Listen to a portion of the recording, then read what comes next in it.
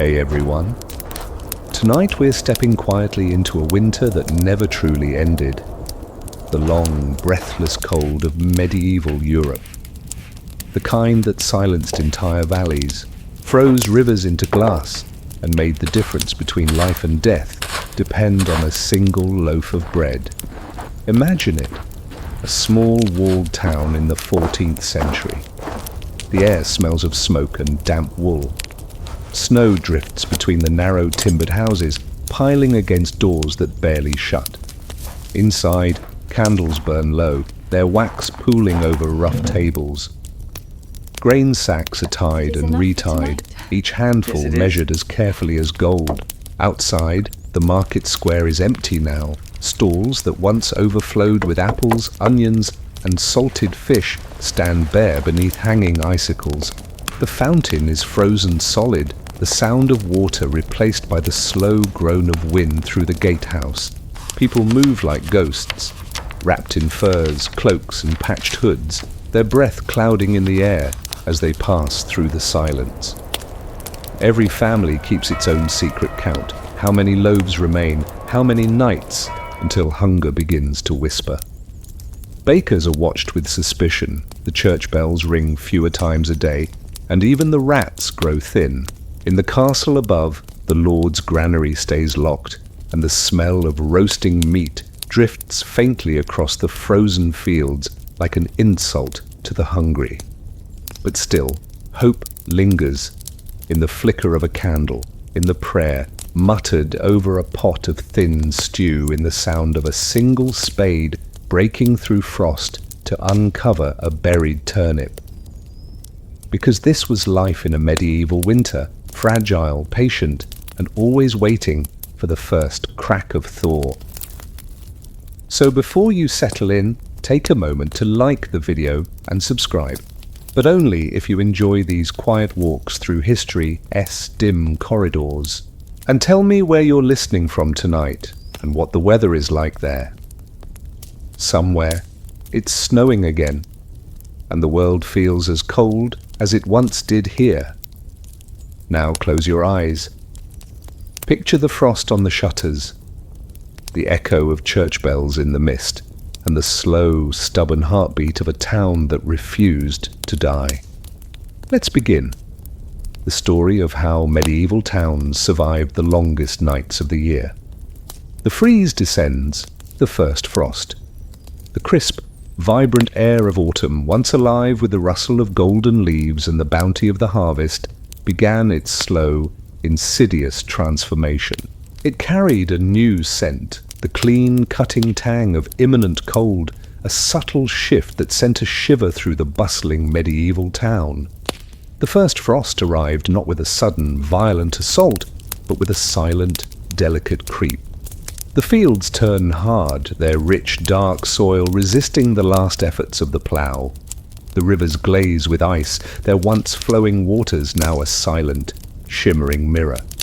And the pervasive scent of earth gives way to wood smoke and silence, signaling the relentless grip of winter and the profound dread of the coming hunger. Imagine the air, sharp and brutal, stealing your breath with every inhale, stinging any exposed skin with its icy bite. The sky above was often a vast, unbroken expanse of bruised grey, heavy with the promise of more snow, or, on rarer days, a startling, crystalline blue that seemed to amplify the sheer scale of the cold. The sun, if it showed at all, was a weak, indifferent eye, offering little warmth, only a stark illumination of the frozen landscape. The ground beneath your crude, straw-stuffed boots or wooden clogs was a perpetually shifting canvas of hardening earth and nascent ice. The familiar muddy paths of the town, usually churned by countless feet and animal hooves, became brittle, their surfaces crunching underfoot with a dry, ominous sound. The skeletal trees, gnarled and stunted in the town square, or lining the distant roads, their branches rimed with frost, stood like silent, enduring sentinels against the overwhelming chill. Listen to the profound, almost oppressive silence that settled over the town. The familiar clamour of the marketplace, the shouts of vendors, the laughter of children, all were muted, softened by the cold's insidious presence. The distant lowing of cattle, the bleating of sheep, the rhythmic clang of a blacksmith's hammer. These sounds became fainter, swallowed by an eerie stillness, broken only by the muffled crunch of your own footsteps or the mournful creak of a distant wagon. The fields turn hard, the rivers glaze with ice. The rich, dark soil, which had yielded its bounty with such arduous labour, now resisted the plough, its surface freezing into an unyielding shield. The intricate network of irrigation ditches and small streams, vital for agriculture, began to crust with ice, slowly spreading inwards, silencing the gentle murmur of flowing water. The very lifeblood of the town, its connection to the land, felt profoundly threatened. The pervasive scent of earth gives way to smoke and silence. The rich, loamy aroma of damp soil and growing crops was replaced by the acrid tang of wood smoke rising from countless chimneys as families stoked their fires against the deepening cold. This constant smell of smoke, thick and persistent, became the defining aroma of the winter town, a constant reminder of the daily battle for warmth. Within the town's timbered walls and crowded dwellings, a low-grade anxiety began to build. The food gathered from the last harvest, now carefully stored in granaries and cellars, was finite. Every loaf consumed, every measure of grain taken, was a silent step closer to the gnawing dread of hunger. The first frost was not just a change in season, it was a profound existential fear that gripped medieval towns, a constant chilling reminder of their utter vulnerability to nature's power. It was a calm, immersive descent into a frozen world, charting the earliest, desperate struggle for survival, where hope clung to every ember and the faint echo of silence whispered through frost-covered streets, eternally tethered to the fragile balance between hunger and hope. The final harvest. As the first frost laid its icy hand upon the fields, signalling the inexorable approach of winter, a profound urgency gripped the medieval town. The days, already shortening, became a desperate race against the cold. The final harvest was a moment of immense collective effort and profound anxiety. Grain is gathered in sacks, vegetables are buried in cellars, and prayers whisper over every loaf, transforming relentless toil into a ritual of hope and desperation, a last-ditch effort to secure life-sustaining provisions against the long, lethal months of scarcity. Imagine the air, crisp and biting, thick with the earthy scent of ripe grain, drying stubble, and the pervasive aroma of communal effort. The sounds were no longer the simple chatter of a town. They included the rhythmic swish of scythes through standing grain, the cheerful shouts of reapers, the laughter of children gathering fallen stalks, and the low murmur of ancient songs sung in time with the arduous work. Morning fog over freshly ploughed fields, now giving way to vast stretches of golden harvest, held the promise of temporary reprieve. From before dawn until the last sliver of twilight, every able-bodied person in the town, from the youngest child to the oldest elder, toiled in the fields.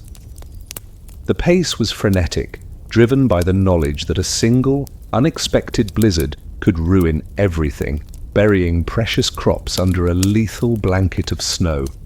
Hands, raw and calloused, moved with desperate efficiency, cutting, binding, gathering, ensuring not a single grain was wasted. Listen to the rhythmic swish of the scythes, a symphony of concerted human effort, as men and women moved through the fields, cutting down the precious barley and wheat.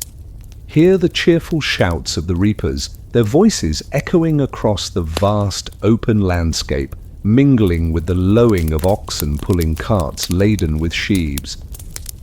See the children, their small hands busy, gathering the fallen stalks, ensuring not a single ear was left behind, learning early the profound value of every grain. Grain is gathered in sacks. Once harvested, the grain was threshed to separate the kernels from the stalks, then meticulously winnowed to remove chaff. The cleaned grain, the very lifeblood of the town, was then carefully measured and poured into heavy sacks, each one a tangible representation of their survival.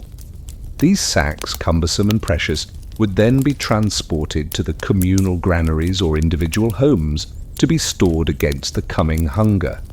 Vegetables are buried in cellars. Root vegetables, turnips, carrots, parsnips, onions, too delicate to withstand the frost, were carefully dug from the hardening earth.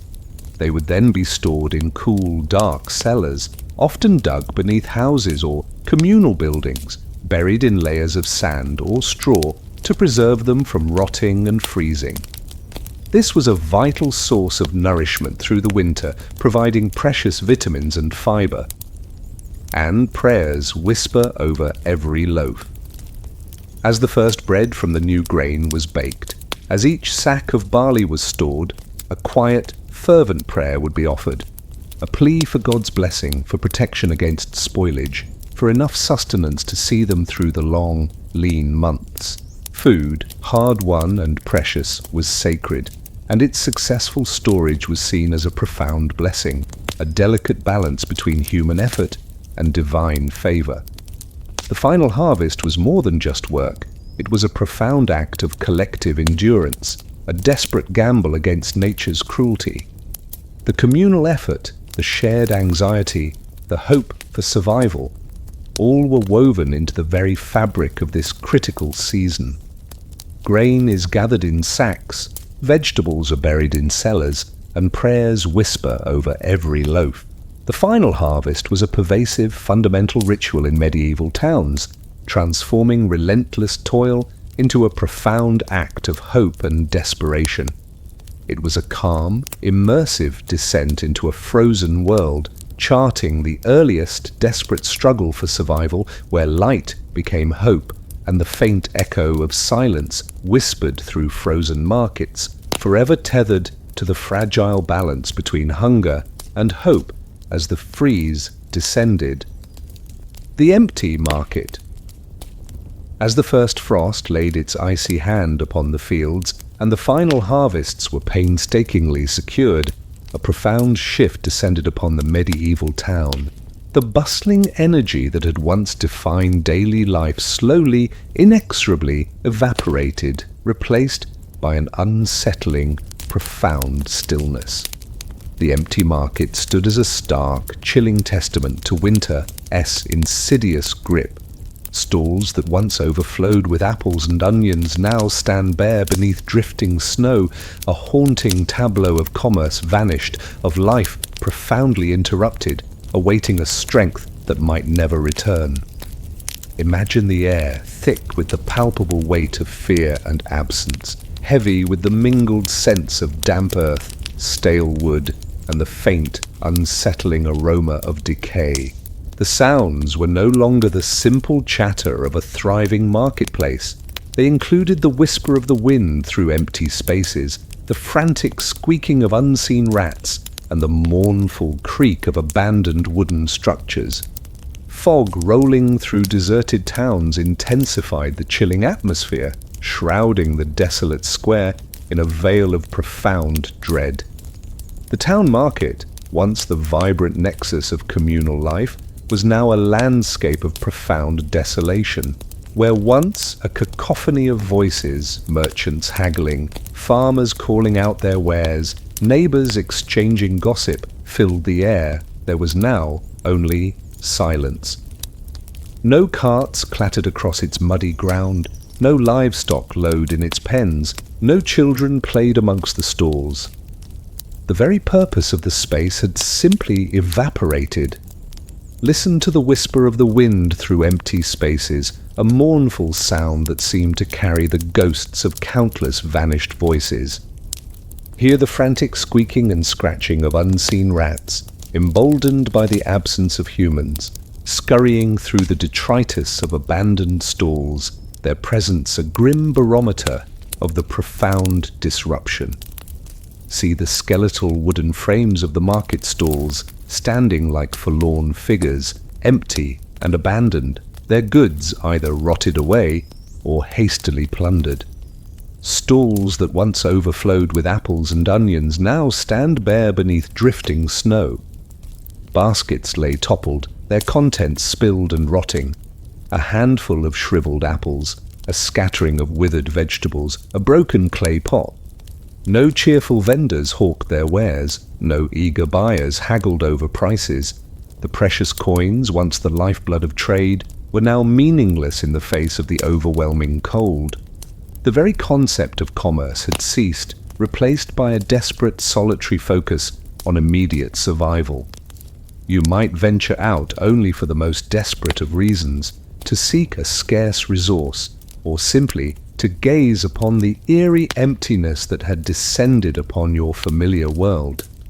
You would walk slowly through the abandoned square, your rough boots crunching on stray pieces of wood or forgotten refuse. Your heart would be heavy with the weight of unspoken grief and growing fear.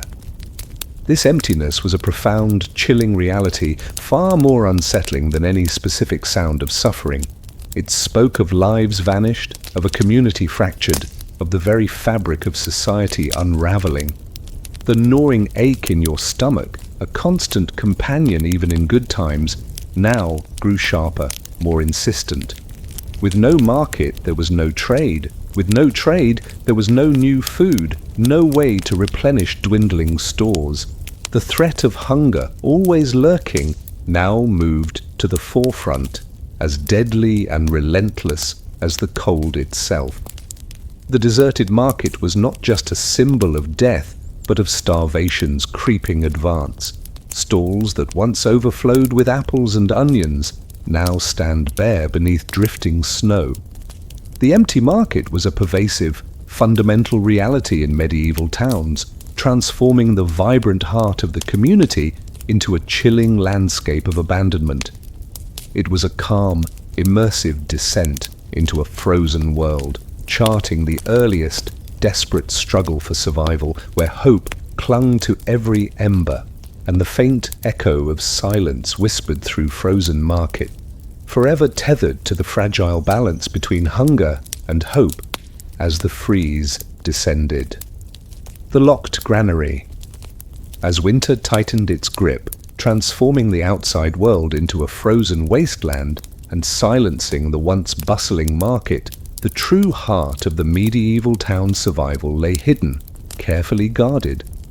The locked granary was a profound, chilling symbol. Behind heavy doors lay the town's lifelines. The painstakingly gathered grain, carefully hoarded against the months of scarcity. Guarded, counted, and never quite enough. These stores embodied a constant, pervasive fear, the fragile balance between hope and the gnawing dread of famine, overshadowing every waking thought. Imagine the air thick with the subtle scent of dry straw, old timber, and the pervasive aroma of anticipation mingled with the faint tang of fear. The sounds were no longer the whisper of the wind through empty market stalls. They included the low murmur of nervous conversations, the soft rustle of sacks, and the rhythmic creak of heavy wooden doors. Frost, clinging to timbered walls, now concealing precious food, underscored the immense value of its contents. The granary, often a sturdy, communal building centrally located within the town, or a series of robust individual storage sheds, was a vital architectural feature. Its walls, typically thick stone or well-built timber, were designed to be cool, dry, and secure, protecting its contents from damp, vermin, and theft. Its heavy wooden doors, reinforced with iron bands and secured with formidable locks and bars, were not merely for closure. They were literal and symbolic barriers against the encroaching hunger. Listen to the low murmur of nervous conversations from villagers gathered near the granary, their voices hushed, discussing the dwindling supplies, the harshness of the winter, the desperate hope for spring. Hear the soft rustle of sacks filled with grain being carefully moved within the granary, the sound of precious sustenance. See the heavy, iron-banded doors, formidable and unyielding, a constant reminder of the life-giving treasure they protected. Behind heavy doors lay the town's lifelines. The grain, barley, wheat, rye, represented the collective efforts of the entire community, painstakingly cultivated, harvested, threshed, and stored from the bounty of the previous autumn. It was the absolute foundation of their diet, the source of bread and beer, the essential fuel for their bodies against the lethal cold. Each kernel was precious, every sack a lifeline against starvation. Guarded, counted, and never quite enough. The granary was meticulously managed. Town officials, the Lord's Reeve, or temple scribes would diligently oversee its contents, ensuring its security, preventing theft or unauthorized consumption. Every measure of grain was counted, its allocation carefully recorded, its depletion monitored with growing anxiety. For however vast the stores, the immense demands of an entire town, facing months of cold and scarcity, meant that it was always diminishing, always threatening to be insufficient. The psychological impact was immense. The granary was a constant, visible symbol of their collective hope, their bulwark against famine.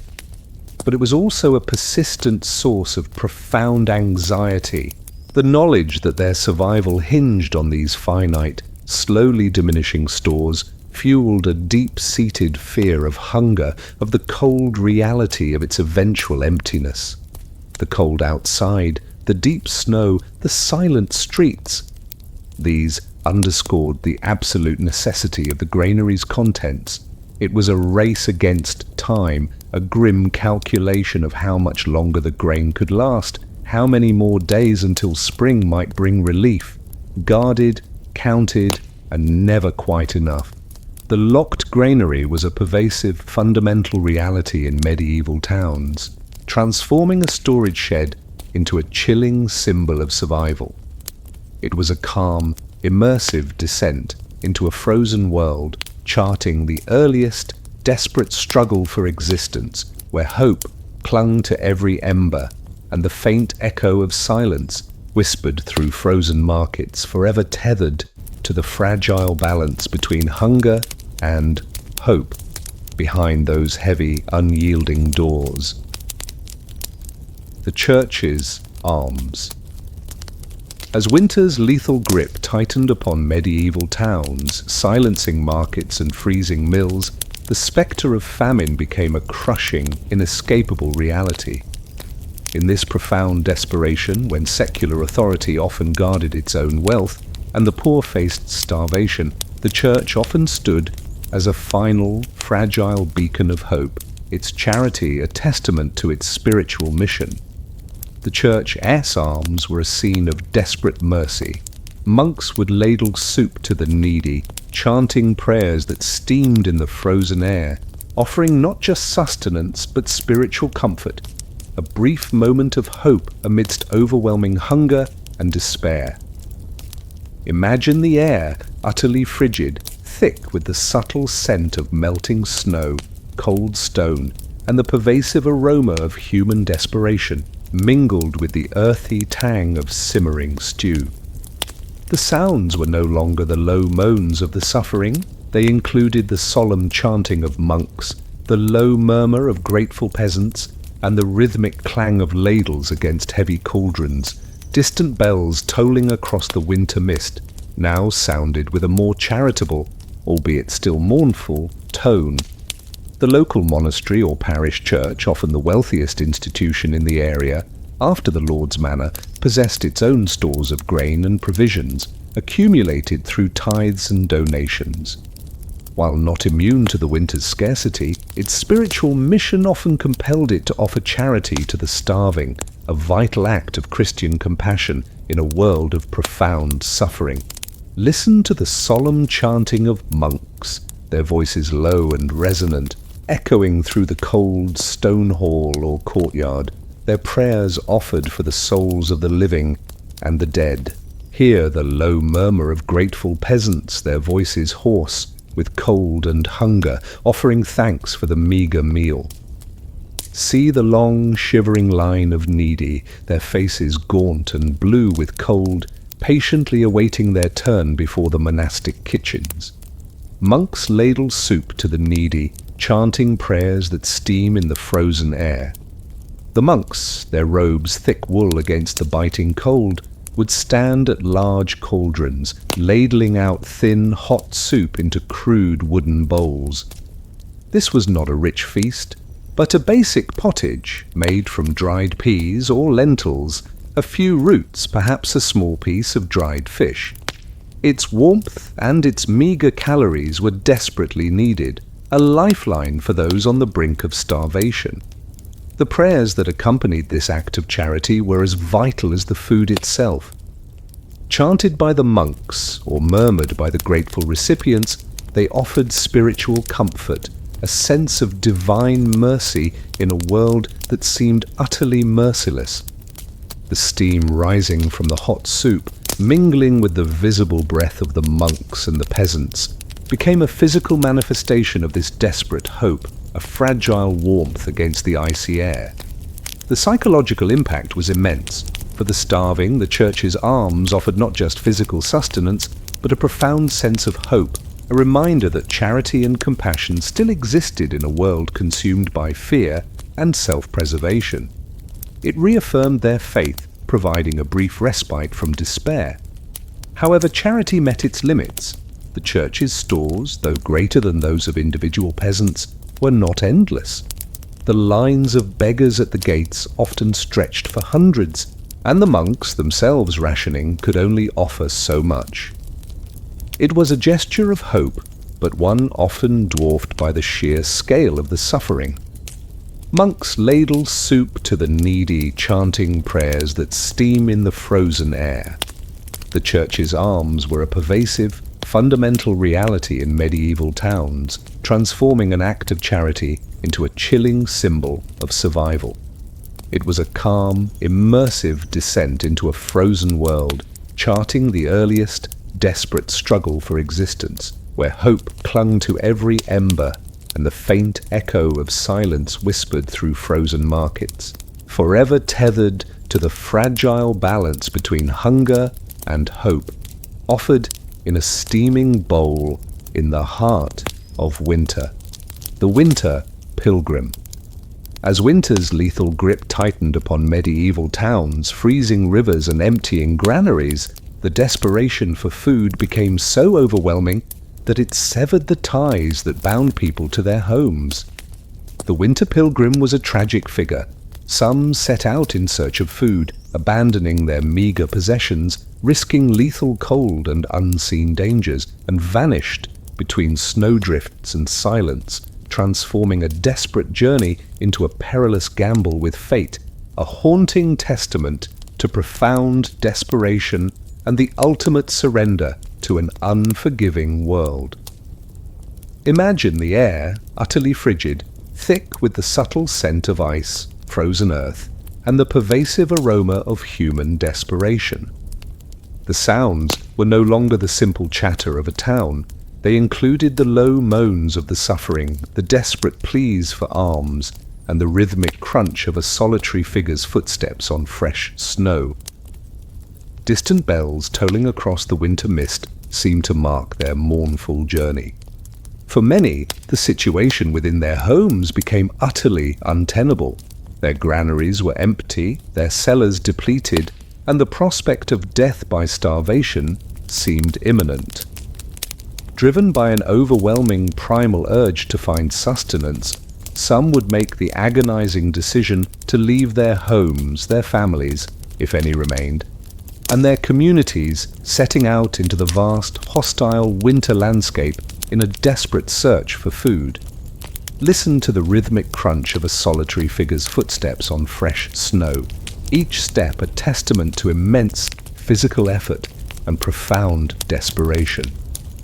Hear the mournful whisper of the icy wind, sweeping across the desolate plains, a chilling companion to their lonely journey. See the gaunt figure hunched against the cold, their rough woolen cloak offering meagre defense, their eyes, hollow with desperation, fixed on an unseen distant hope. Some set out in search of food. They might journey towards rumors of a better-stocked town, a monastery known for its charity, or even the distant manor of a wealthy lord. Their only possessions were often a staff, a small empty bag, and their desperate hope. Every mile was a battle against the elements, deep snowdrifts, treacherous ice, biting winds, and the relentless, insidious cold that sapped their strength and vanished between snowdrifts and silence. Many of these winter pilgrims never reached their destination. Their bodies, weakened by hunger and exposure, would succumb to hypothermia, collapsing unnoticed amidst the vast, featureless expanse of white. A sudden blizzard could envelop them, burying their tracks, leaving no trace behind. Their desperate cries, if any, would be swallowed by the wind, by the profound silence of the snow. Their disappearance was a source of enduring grief and profound fear for those left behind. Their fate, forever unknown, became a haunting cautionary tale, a grim reminder of the lethal dangers that lurked outside the fragile warmth of the town. The empty space they left behind, the silent questions of their last moments, added another layer of sorrow to the winter's despair. The psychological impact was immense. To witness such profound desperation, to know that neighbors had been driven to such a perilous journey, yet to be forced to remain behind, was a crushing burden. It amplified the sense of profound helplessness, guilt, and the bitter knowledge that survival often depended on a brutal calculation, a hardening of the heart. Some set out in search of food and vanished between snowdrifts and silence.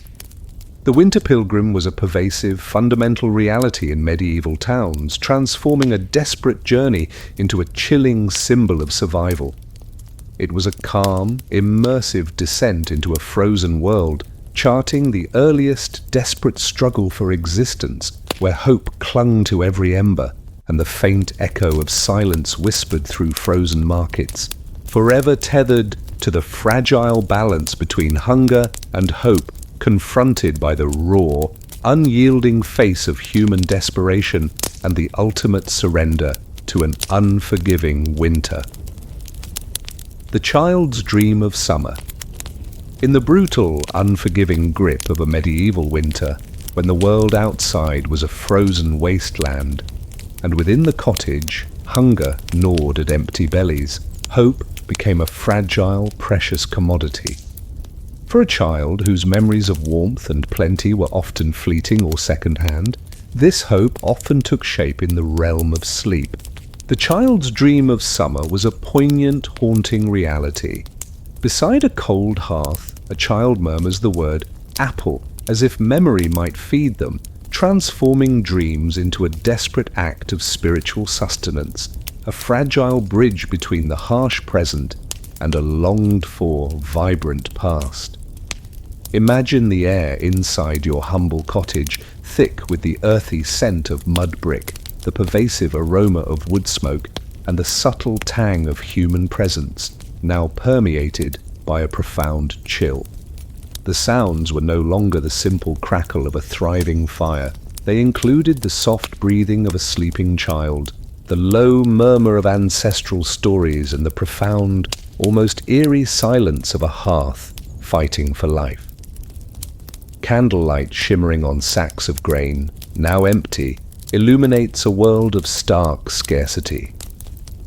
You would be sitting, perhaps, by the dying embers of the hearth, your own body aching from the cold, your stomach hollow with hunger. Your child, nestled close beside you on the straw bed, wrapped in thin, worn blankets, would have finally succumbed to a restless sleep. Their small body, thin and frail from chronic malnutrition, would shiver occasionally, even in slumber. Listen to the soft, rhythmic breathing of your child, its small chest rising and falling, a fragile pulse of life against the immense cold. Hear the occasional whimper, the soft rustle of straw as their tiny body shifted. And then a sound, a whisper, barely audible, a single word breathed into the cold, smoky air. Apple.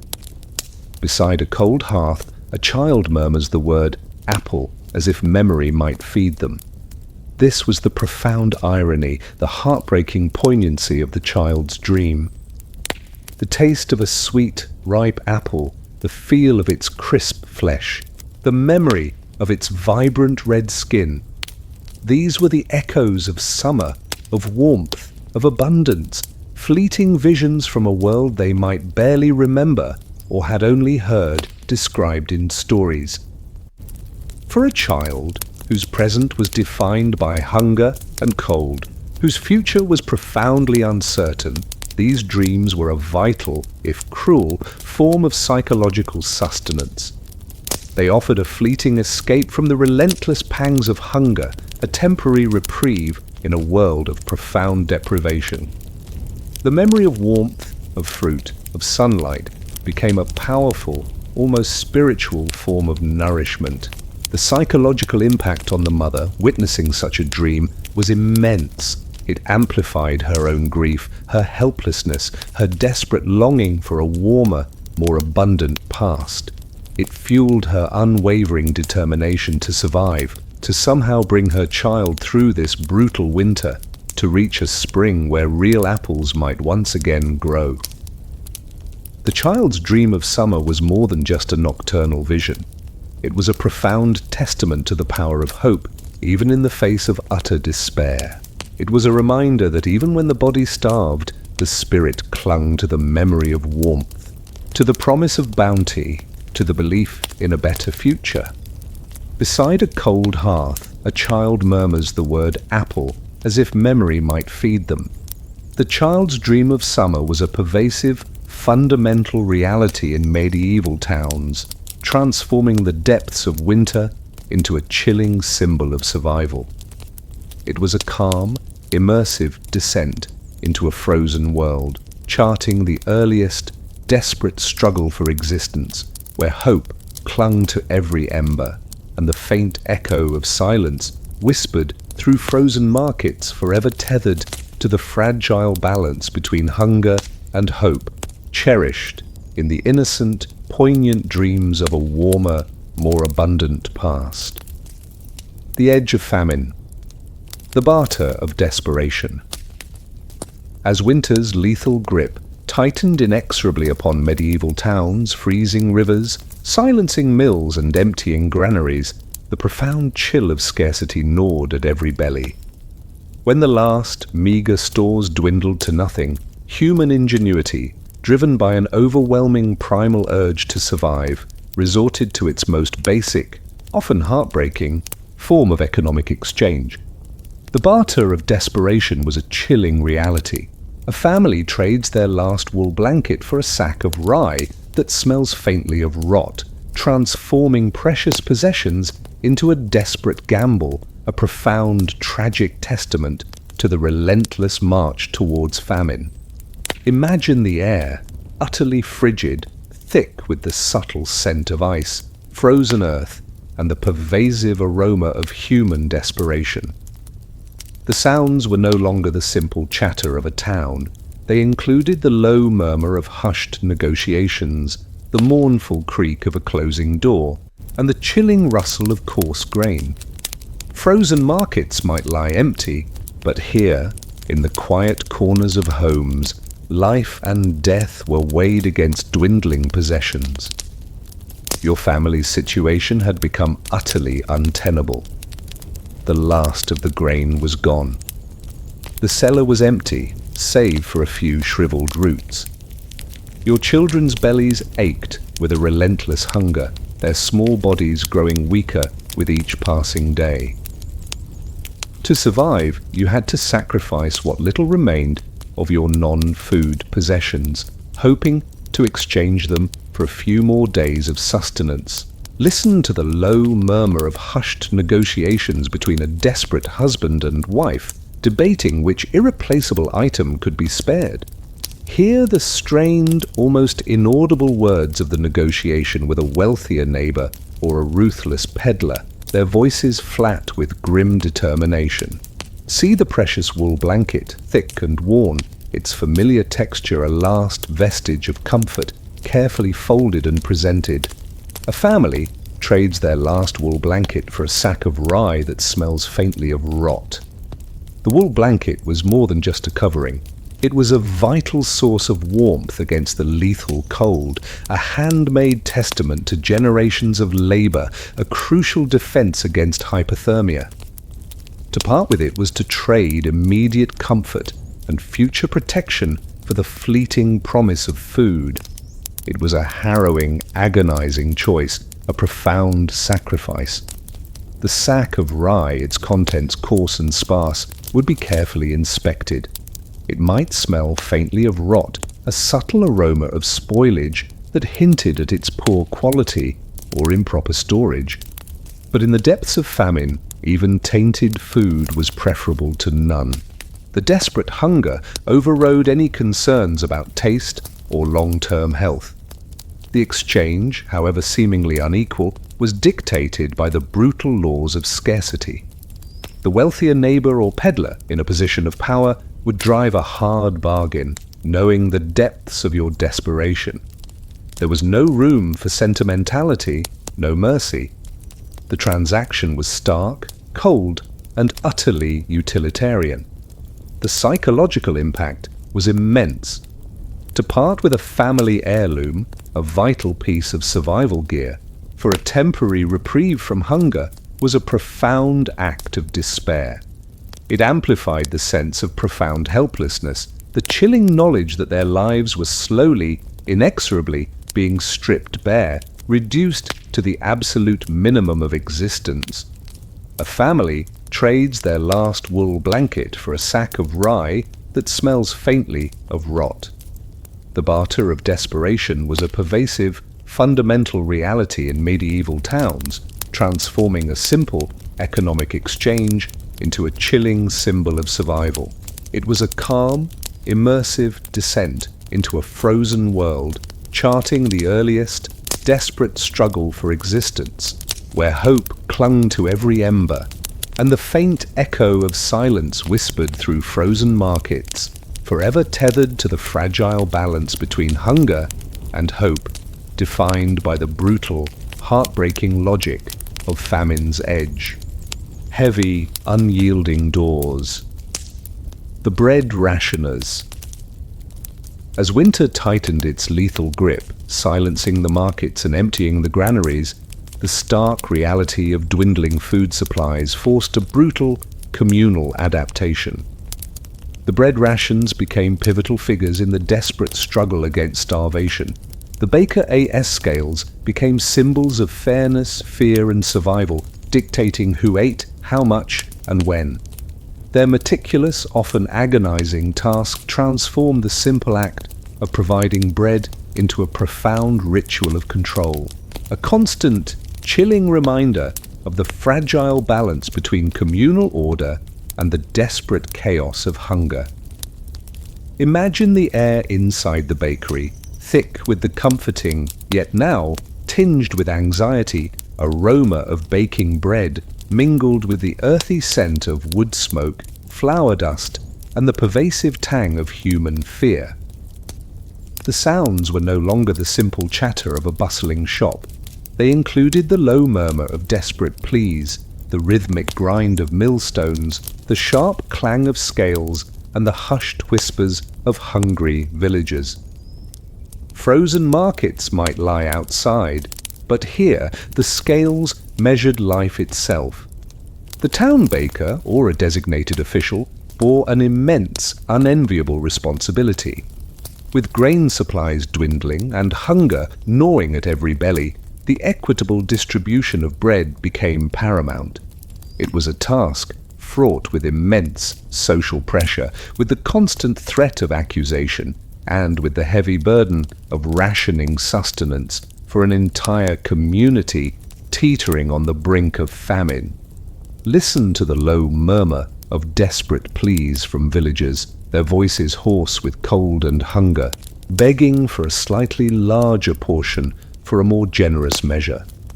Hear the rhythmic grind of the millstones tirelessly processing what little grain remained, its yield pitiful but vital. See the baker, his face grimly focused, his hands rough with flour and cold, carefully placing each loaf onto the scale, his movements precise, deliberate. The scales, usually a simple balance, were now imbued with profound significance. Their precise measurements dictated who ate, how much, and when. A single loaf, once a common commodity, became a symbol of life itself. The baker, mediating between the town's finite stores and its immense hunger, became an arbiter of fate, his decisions capable of saving or dooming a family. Fairness was paramount, yet impossible to truly achieve. In a time of profound scarcity, every peasant believed their hunger was the greatest, their need the most urgent. The baker faced the agonizing task of distributing an insufficient supply, perpetually balancing the desperate needs of individuals against the collective necessity of maintaining communal order. Accusations of favoritism, of injustice, were constant, whispered in hushed tones, festering beneath the surface. The fear of running out, of the scales finally tipping to zero, was a pervasive, chilling anxiety. Every portion dispensed was a step closer to emptiness, to the final, agonizing onset of widespread starvation. The baker, living with this constant dread, performed his duties with a heavy heart, knowing that despite his efforts, many would still suffer, many would still die. The distribution of bread became a profound ritual of control. It maintained order, prevented widespread panic, and subtly reinforced the authority of the town's officials. But it also underscored the town's vulnerability, its utter dependence on its finite stores, its fragile hold on hope. The baker's scales become symbols of fairness, fear, and survival. The bread rationers were a pervasive, fundamental reality in medieval towns, transforming their essential task into a chilling symbol of survival. It was a calm, immersive descent into a frozen world, charting the earliest, desperate struggle for existence, where hope clung to every ember, and the faint echo of silence whispered through frozen markets, forever tethered to the fragile balance between hunger and hope, mediated by the precise, relentless dictates of the scales. The baker's scales become symbols of fairness, fear, and survival. The quiet economy of survival. The salted barrel. As winter tightened its lethal grip upon medieval towns, silencing markets and emptying granaries, the memory of summer's bounty became a precious, dwindling comfort. For the peasant family, the salted barrel was a profound lifeline, a dark, unassuming container that held the very essence of past abundance. Meat and fish packed in coarse salt. This was the only taste of summer left in a dead season, a vital repository of protein and fat, meticulously preserved, transforming a simple barrel into a symbol of both profound ingenuity and the desperate, quiet economy of survival. Imagine the air inside your humble cottage, thick with the earthy scent of mud brick, wood smoke, and the subtle tang of human presence, now mingled with the sharp, pervasive aroma of salt and cured meat. The sounds were no longer the cheerful sizzle of fresh food. They included the soft crackle of a dwindling fire, the gentle breathing of a family huddled close, and the rhythmic drip of condensation. Frost, clinging to timbered walls, now concealing precious food, underscored the immense value of its contents. Preservation was a foundational skill for medieval survival. In a world without refrigeration, fresh meat and fish were seasonal luxuries, available only in warmer months. To endure the long, lean winter, these vital sources of protein and fat had to be carefully processed and stored. salting was the most common, most effective method. Listen to the low murmur of conversation, hushed and anxious, as a family gathered around the salted barrel. Hear the soft scrape of a wooden spoon, carefully extracting a piece of precious meat. See the dark, unassuming wooden barrel, its staves bound with iron hoops, standing in a cool, dark corner of the cottage or cellar, its lid tightly secured, guarding its life-giving contents. Meat and fish packed in coarse salt, the only taste of summer left in a dead season. The barrel contained layers of carefully cut meat, pork, beef or mutton, or fish, harvested from rivers or coastal waters. Each layer was meticulously packed in coarse, dry salt, which drew out moisture, inhibiting bacterial growth, allowing the food to be preserved for months. The salt itself, often a valuable commodity, was used sparingly but effectively. When opened, the barrel would release a strong, pungent aroma of cured meat or fish, a smell that spoke of summer's bounty, of sustenance, of life.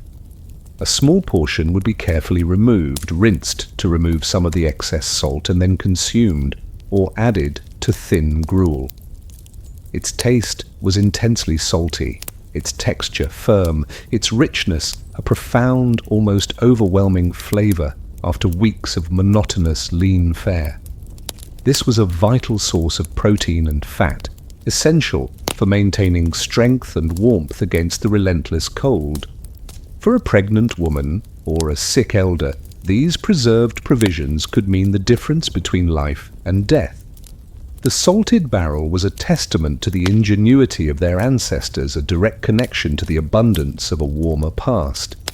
The psychological impact was immense. The barrel was a constant, visible symbol of hope, a tangible link to a time of plenty, a precious bulwark against the gnawing dread of famine. But it was also a reminder of the relentless passage of time, its contents slowly diminishing, a finite resource in a world of profound scarcity. Meat and fish packed in coarse salt, the only taste of summer left in a dead season. The salted barrel was a pervasive, fundamental reality in medieval towns, transforming a simple container into a chilling symbol of survival. It was a calm, immersive descent into a frozen world, charting the earliest, desperate struggle for existence, where hope clung to every ember, and the faint echo of silence whispered through frozen markets, forever tethered to the fragile balance between hunger and hope, held within its brine-soaked wood. The cellar beneath the floor. As winter deepened its lethal grip upon medieval towns, silencing markets and threatening famine, the ingenuity of peasant survival turned inwards, downwards, to the very earth beneath their feet. The cellar beneath the floor was a crucial hidden sanctuary. Families huddled above their hoards of roots and grain, meticulously preserved against the cold and damp, hoping the rats did not find them first, a constant, pervasive fear that underscored the immense fragility of their winter provisions and the endless struggle for food. Imagine the air inside your humble cottage, thick with the earthy scent of mud brick, wood smoke, and the subtle tang of human presence, now permeated by the cool, dry aroma of stored vegetables and grains. The sounds were no longer the simple crackle of a dwindling fire. They included the soft rustle of straw, the gentle breathing of a family huddled close, and the faint, unsettling skittering of unseen vermin.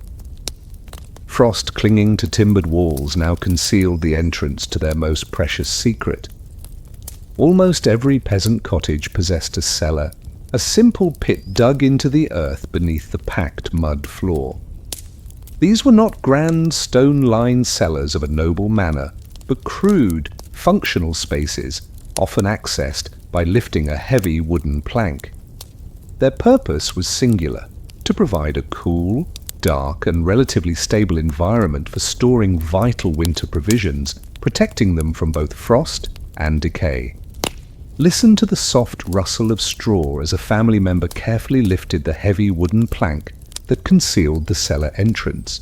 Hear the faint squeaking and scratching of unseen rats, their presence a constant, chilling reminder of their relentless hunger. See the dim, cool, earthy interior of the cellar, its walls of packed earth, its floor covered with layers of straw, concealing precious hoards.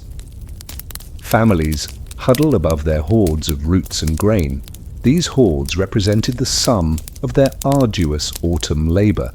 Root vegetables, turnips, carrots, parsnips, onions, would be meticulously buried in layers of sand or straw, preventing them from freezing or rotting.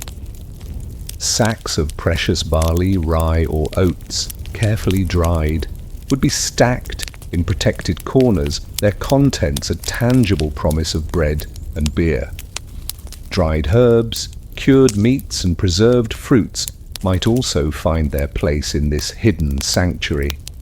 Hoping the rats do not find them first. The constant gnawing fear was of vermin. Rats and mice, driven by their own desperate hunger, were a pervasive menace, capable of quickly devouring vast quantities of precious grain, undermining months of careful preservation. Vigilance was ceaseless, and ingenious methods, traps, cats, if available, charms, even the presence of dogs were employed to deter these insidious thieves. The psychological impact was immense. The cellar was a constant, visible symbol of hope, a tangible link to a time of plenty, a precious bulwark against the gnawing dread of famine. But it was also a persistent source of profound anxiety. The knowledge that their survival hinged on these finite, slowly diminishing stores fueled a deep-seated fear of hunger, of the cold reality of its eventual emptiness. The cold outside, the deep snow, the silent streets, these underscored the absolute necessity of the cellar's contents. It was a race against time, a grim calculation of how much longer the provisions could last, how many more days until spring might bring relief. Families huddle above their hoards of roots and grain, hoping the rats do not find them first. The cellar beneath the floor was a pervasive, fundamental reality in medieval towns, transforming a humble storage pit into a chilling symbol of survival. It was a calm, immersive descent into a frozen world, charting the earliest, desperate struggle for existence, where hope clung to every ember, and the faint echo of silence whispered through frozen markets, forever tethered to the fragile balance between hunger and hope, held within its dark, cool, earthy embrace. The mill frozen still. In the medieval town, where life was a relentless struggle against scarcity, the village mill was an indispensable engine of survival, its rhythmic grind transforming raw grain into the lifeblood of bread and beer. Its power, often harnessed from a flowing river, was as vital as the sun's warmth. But in the brutal grip of winter, when the cold permeated every fibre of existence, even this crucial mechanism could be silenced. The mill frozen still was a profound, chilling symbol. When water wheels stop turning, flour becomes rarer than silver, transforming a vital resource into an unattainable luxury, intensifying the gnawing dread of famine. Imagine the air, utterly frigid, thick with the subtle scent of ice, frozen earth, and the pervasive aroma of desperation. The sounds were no longer the rhythmic grind of millstones or the splash of a turning wheel. They included the mournful creak of frozen timber, the whisper of icy winds sweeping across the vast plains, and the profound, almost eerie silence of a critical mechanism brought to a halt. Frozen markets might lie outside, but here the very means of bread was locked in ice. The mill, typically located on the banks of a river or stream, was a sturdy, essential structure. Its large wooden water wheel, a masterpiece of medieval engineering, harnessed the power of flowing water to turn massive grindstones, which then processed the precious grain into flour. This was a communal asset, its uninterrupted operation vital for the entire town's sustenance. Listen to the mournful creak and groan of the mill's frozen timbers protesting its enforced idleness. Hear the whisper of icy winds, sweeping across the now silent river, a desolate sound that echoed the profound stillness. See the immense wooden water wheel, its paddles encased in a thick, glittering layer of ice, utterly still, a stark, unmoving symbol of its profound incapacity. When water wheels stop turning, flour becomes rarer than silver. The problem was direct and devastating. The freezing temperatures of a harsh winter would lock the river solid, or at least significantly impede its flow, rendering the water wheel immobile. Without the power of flowing water, the massive millstones could not turn. Without turning millstones, grain could not be ground into flour.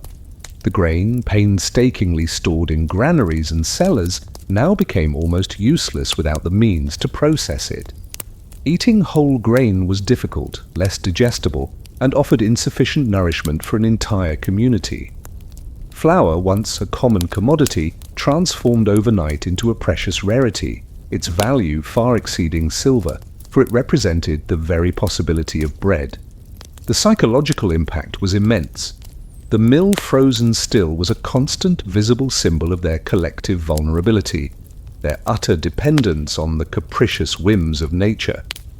It amplified the sense of profound helplessness, deepening the fear of famine, of the cold reality that even with grain they could still starve. The baker's scales, once symbols of fairness, would now sit idle or be used to portion out increasingly desperate substitutes for flour. The low murmur of anxious peasants, their voices hushed, would be filled with questions of when the thaw might come, when the river might awaken, when the mill might turn again. When water wheels stop turning, flour becomes rarer than silver. The mill frozen still was a pervasive, fundamental reality in medieval towns, transforming a vital machine into a chilling symbol of survival. It was a calm, immersive descent into a frozen world, charting the earliest, desperate struggle for existence, where hope clung to every ember and the faint echo of silence whispered through frozen markets, forever tethered to the fragile balance between hunger and hope, brought to a standstill by the unyielding grip of winter. The candle's hour. In the bone-chilling depths of a medieval winter, when the sun offered only a fleeting, pale light, and the long nights stretched into a profound, terrifying gloom, illumination was a precious commodity, almost as valuable as food itself. The candle's hour was a profound, silent ritual. Light and warmth were rationed as tightly as food. Nights stretched endlessly, marked by a single flame, a fragile, meticulously guarded beacon against the overwhelming darkness, embodying the desperate economy of survival. Imagine the air inside your humble cottage, thick with the earthy scent of mud brick, the pervasive aroma of wood smoke, and the subtle tang of human presence, now mingled with the faint, waxy smell of burning tallow. The sounds were no longer the simple crackle of a dwindling fire. They included the soft, rhythmic flicker of a single flame, the gentle breathing of a family huddled close, and the profound, expectant silence that descended as the precious light was extinguished. Frost, clinging to timbered walls, shimmered in the weak glow, emphasizing its fragility. Candles, typically made from tallow, rendered animal fat, or for the very fortunate beeswax, were a luxury.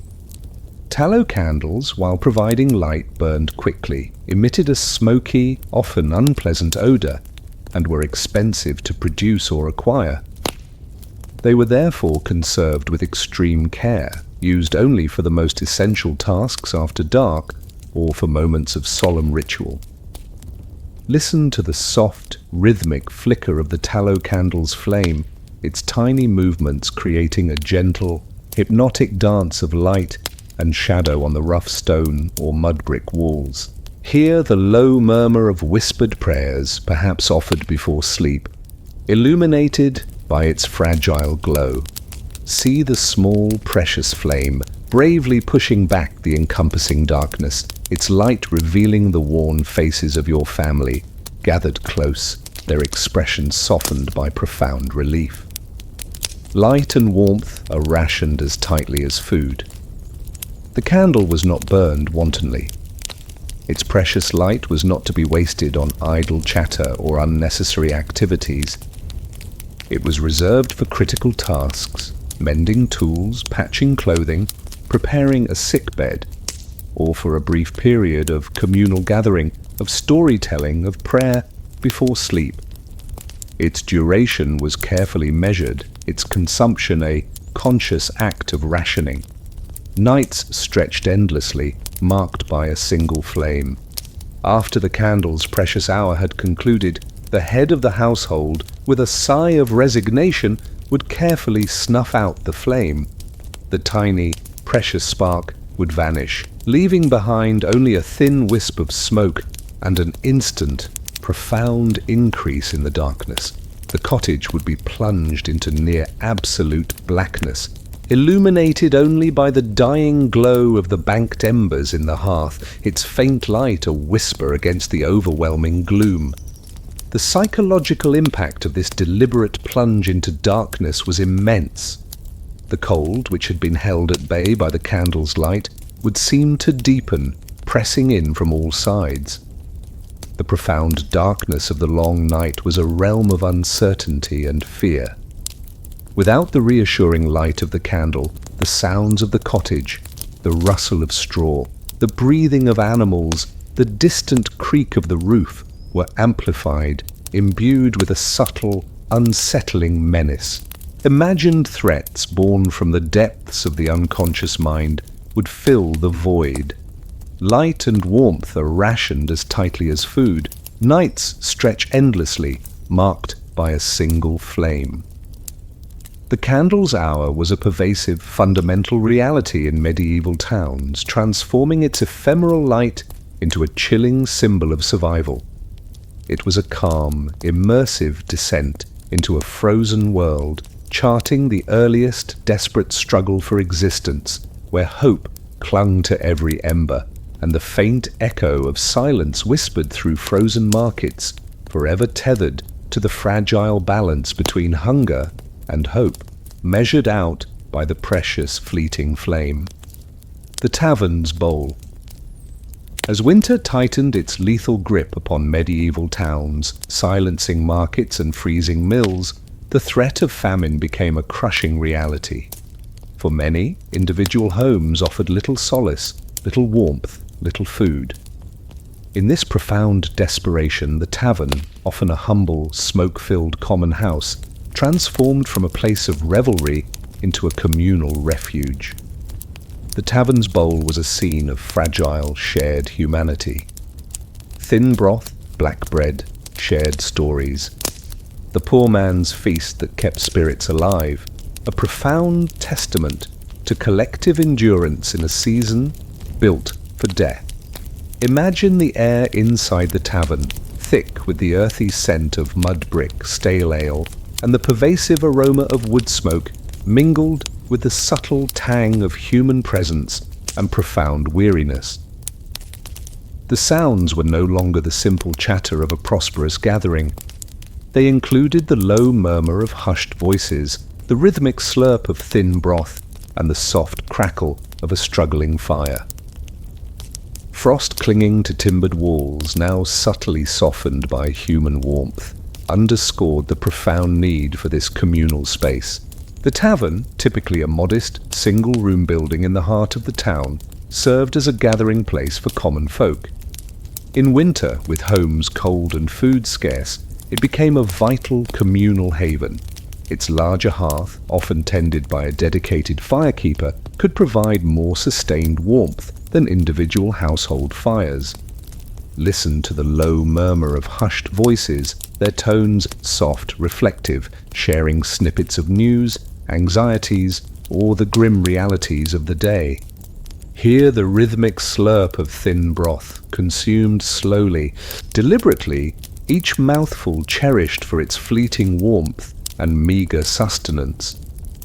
See the common wooden tables, their surfaces rough and worn, where men and women gathered, their faces grimly illuminated by the flickering firelight and the dim glow of a few precious tallow candles. Thin broth, black bread, shared stories, the poor man's feast that keeps spirits alive. The meal itself was as humble as their homes, a thin, watery broth made from dried peas, a few foraged roots, or whatever scraps could be found. It was accompanied by black bread, a coarse loaf made from the cheapest, most available grain, often bulked out with husks or even finely ground bark. It offered minimal nourishment, but its warmth and consistency were invaluable. But beyond the physical sustenance, the true nourishment came from the shared stories. In the relative warmth of the tavern, men and women recounted tales of past winters, of successful hunts, of community ingenuity, of ancient myths, or simply shared the burdens of their present struggles. These narratives were a powerful psychological balm, a way to keep spirits alive, to prevent despair from taking root. The communal aspect was crucial. For individuals struggling in isolation, the tavern offered a sense of connection, of shared humanity. It was a place where collective worries could be voiced, where mutual support could be found, where the burden of winter felt less crushing when shared. The ale, thin and watery, offered a small measure of calories and a brief, intoxicating escape from the harsh realities. It was consumed slowly, savoured, a small luxury in an otherwise austere existence. Thin broth, black bread, shared stories, the poor man's feast that keeps spirits alive. The tavern's bowl was a pervasive, fundamental reality in medieval towns, transforming a simple gathering place into a chilling symbol of survival. It was a calm, immersive descent into a frozen world, charting the earliest, desperate struggle for existence, where hope clung to every ember, and the faint echo of silence whispered through frozen markets, forever tethered to the fragile balance between hunger and hope, found in the profound warmth of shared human connection. Hunger and hope, the beggar at the gate. As winter's lethal grip tightened upon medieval towns, silencing markets and freezing mills, the threat of famine became a crushing, inescapable reality. For those within the town walls, life was a desperate struggle, but for those without, it was often a sentence of despair. The beggar at the gate was a haunting, pervasive reality. The starving gathered at the town walls, their gaunt faces pressed against cold stone, and charity met its limit in frost and fear, transforming human compassion into a brutal calculation of who lived and who perished. Imagine the air, utterly frigid, thick with the subtle scent of ice, frozen earth, and the pervasive aroma of human desperation. The sounds were no longer the simple chatter of a town. They included the low moans of the suffering, the desperate pleas for alms, and the rhythmic clang of the town gate, a barrier between those inside and those condemned to the elements. Frozen markets might lie within, but here, outside the walls, hunger was an open, visceral wound. The town, for all its struggles, was a bastion of precarious hope, its granaries guarded, its hearths burning. But beyond its formidable walls, the countryside was often ravaged, its resources depleted, its inhabitants pushed to the brink of starvation. As winter deepened, a steady stream of desperate souls, refugees from failed harvests or distant colder lands, would converge on the town gates, seeking warmth, food, and charity. Listen to the low moans of the suffering, their voices hoarse with cold and hunger, a persistent, mournful chorus that carried on the icy wind. Hear the desperate pleas for alms, a crust of bread for the love of God.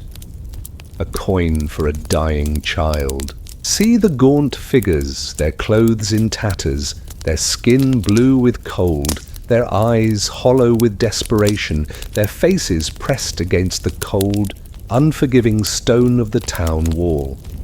The starving gathered at the town walls. They came in silent, desperate clusters, huddling together for warmth, their bodies frail, their strength ebbing away.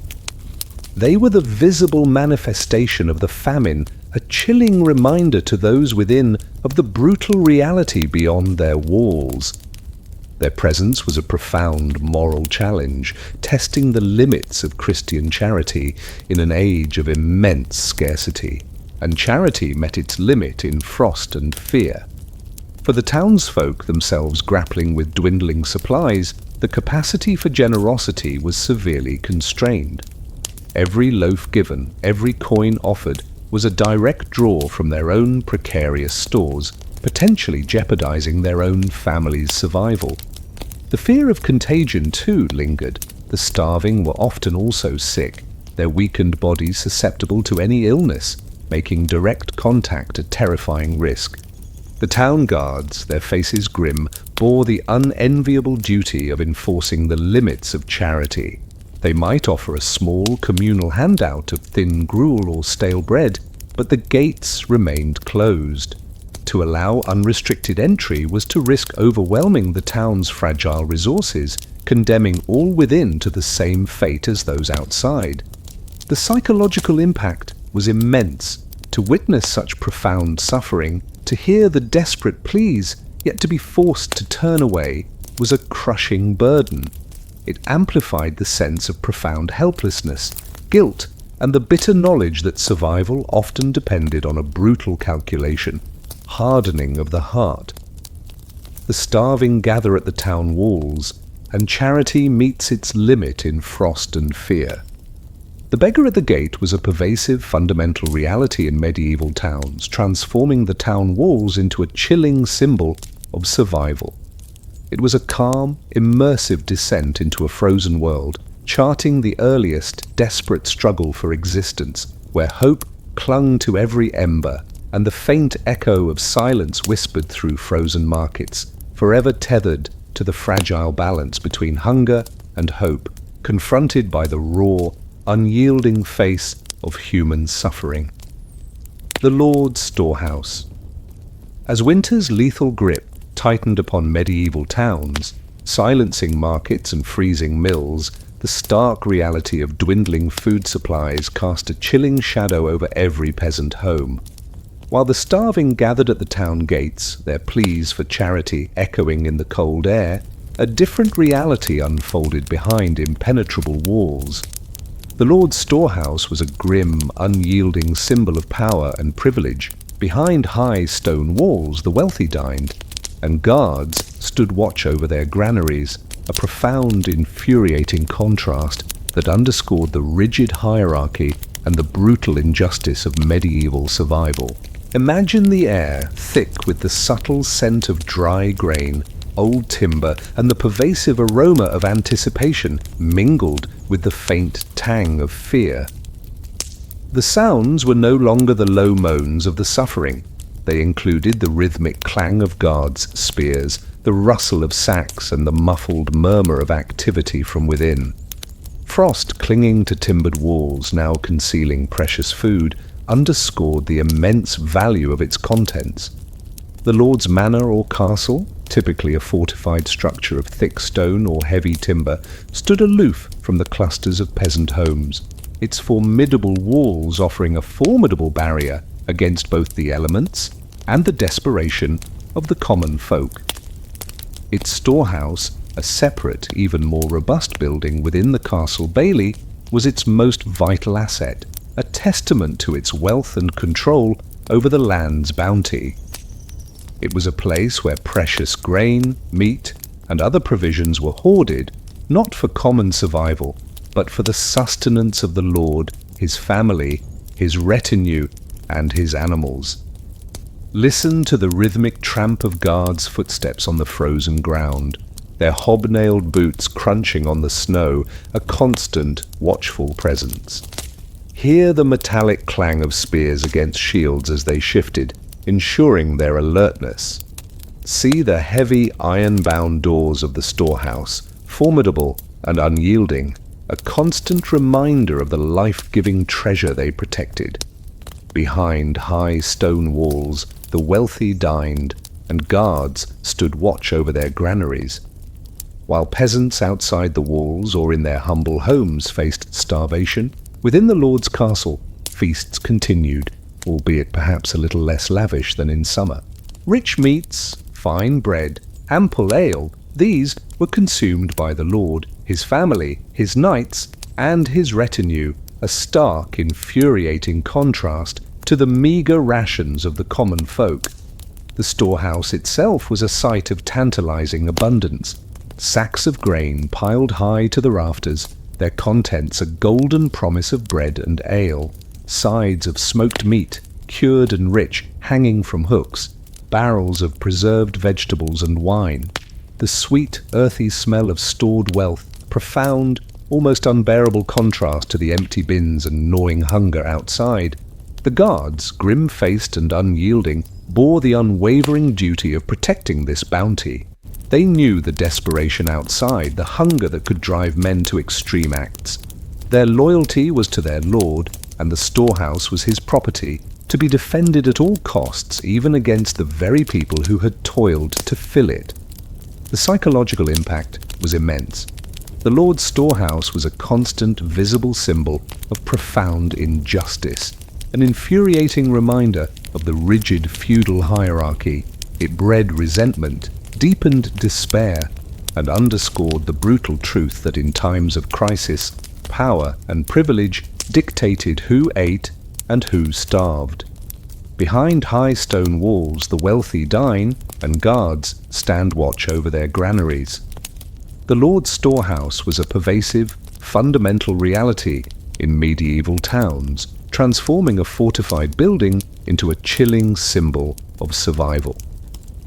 It was a calm, immersive descent into a frozen world, charting the earliest, desperate struggle for existence, where hope clung to every ember, and the faint echo of silence whispered through frozen markets, forever tethered to the fragile balance between hunger and hope, starkly divided by stone walls and armed guards. The Grain Thieves. As winter's lethal grip tightened relentlessly upon medieval towns, freezing rivers and emptying granaries, the gnawing ache of hunger reached a fever pitch, pushing the desperate to the very brink of their moral boundaries. The grain thieves emerged as a grim, pervasive reality. Hunger makes saints into sinners. By morning, someone's been caught with stolen bread, transforming communal trust into pervasive suspicion, and the simple act of survival into a profound, often brutal crime, escalating the desperate chaos of famine. Imagine the air, utterly frigid, thick with the subtle scent of ice, frozen earth, and the pervasive aroma of human desperation, now mingled with the acrid tang of fear and accusation. The sounds were no longer the low murmur of desperate pleas. They included the hushed whispers of suspicion, the frantic cries of the court, and the rhythmic crack of the overseer's whip. Frozen markets might lie empty, but here, in the dark corners of the town, survival became a crime.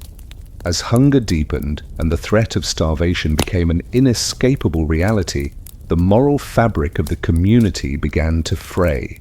The strictures of law and religion, once powerful deterrents, weakened under the immense pressure of primal need. For many, the choice became stark: steal or starve. Listen to the hushed whispers of suspicion traveling like wildfire through the town, as a family's meager stores mysteriously diminished overnight. Hear the frantic squeaking of unseen rats, their presence a grim barometer of the profound disruption. See the desperate figure caught in the act, their face gaunt with hunger, their hands clutching a stolen loaf of black bread, their eyes wide with terror and profound shame. Hunger makes saints into sinners, a virtuous neighbour, a devout parishioner, a respected elder. Any could be driven to desperation. The act of stealing, usually a grave sin, was transformed by the overwhelming hunger into a desperate primal act of survival. The thief was often not a professional criminal, but an ordinary person pushed beyond their limits, their moral compass warped by the relentless pangs of starvation. By morning, someone's been caught with stolen bread. The discovery of a theft, particularly of precious grain or bread, would ignite a furious collective outrage. The town, already teetering on the edge of chaos, saw such acts as a direct threat to its fragile order, a profound betrayal of communal trust. Vigilance would intensify, patrols would be organized, and suspicion would fester, turning neighbor against neighbor. The punishment for theft, especially of food, was severe in medieval times, reflecting the absolute value of sustenance. A public whipping, a fine mutilation, cutting off a hand, or even hanging, these were the brutal consequences.